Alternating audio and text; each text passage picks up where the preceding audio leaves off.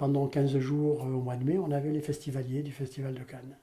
Alors, c'était une parenthèse dont on avait du mal à se remettre à la fin. Parce que c'était vraiment, on était sur un petit nuage, enfin, on a eu la chance de côtoyer des gens extraordinaires. On a eu la chance, un soir, d'avoir à table avec nous Jean Marais. Et c'était la veille de l'anniversaire de Marie-France et il lui avait amené un cadeau. Parce qu'il savait. Je ne sais pas comment il savait, mais il savait. Et là aussi, l'humain est intervenu parce que nous avons rencontré Jean-Marie qui n'était quand même pas n'importe qui dans la profession.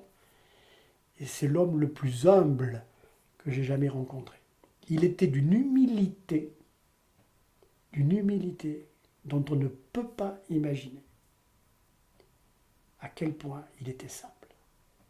Quand on est arrivé sur la terrasse du bar de l'établissement, tous les autres comédiens, artistes, décorateurs, metteurs en scène qui étaient là, en train de boire l'apéritif, se sont levés et l'un d'entre eux a dit: on se lève, notre maître vient d'arriver. Alors là,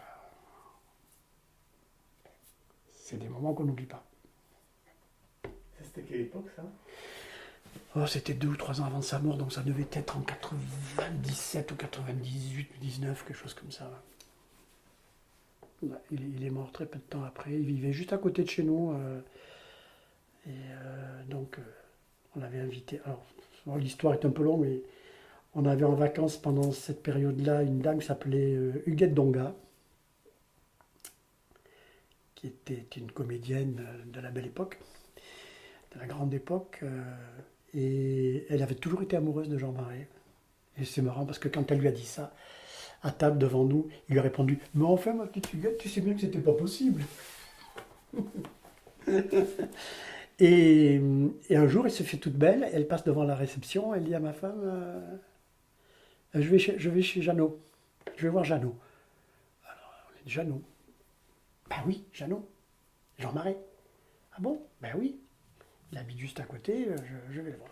Bon, donc, et je crois que Marie-France lui a dit: mais dites-lui qu'il est invité à la résidence Rachel, c'est la résidence des artistes, il vient quand il veut. D'ailleurs, sur la cheminée de la résidence, il y avait une photo de lui, quand il était encore dans sa maison de Grasse, avec son chien. Cette photo a disparu d'ailleurs, on ne sait pas comment. Et quelques jours après, il a appelé, je crois, en disant: ben, non, je vais venir voir Huguette et puis on en discutera. Donc il est venu, il a visité la résidence, et là on a réitéré l'invitation: mais venez dîner quand vous voulez, ou venez déjeuner quand vous voulez. Ah, il dit: non, non, déjeuner, c'est pas possible, parce que je suis très occupé dans la journée, je fais de la poterie, je fais ci, je fais ça. Donc il habitait Valoris. Hein, mais par contre, je refuse pas un dîner. Donc on l'a invité à dîner, et il est venu nous voir, et on a passé une soirée magique. Et, chose extraordinaire, le lendemain, je repartais en voiture, moi j'avais une réunion à Méché.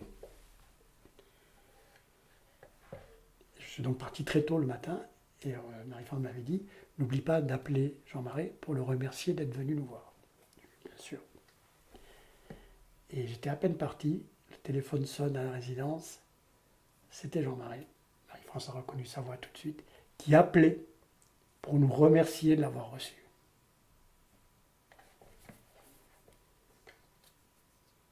Ça, ça vous place un homme. Il savait vivre. Et il nous disait, il regardait notre fils qui était à la fac de droit à ce moment-là, il disait: mais vous en savez des choses, vous? Moi, je sais rien. Moi, j'ai eu de la chance dans la vie, c'est tout. Mais moi, je suis un ignare à côté de vous. Quand un monsieur comme Jean-Marie dit à un jeune gamin de 20 ans, de 18 ans, je suis un ignare, moi, j'ai pas fait d'études, j'ai eu beaucoup de chance. J'ai eu beaucoup de chance. Voilà.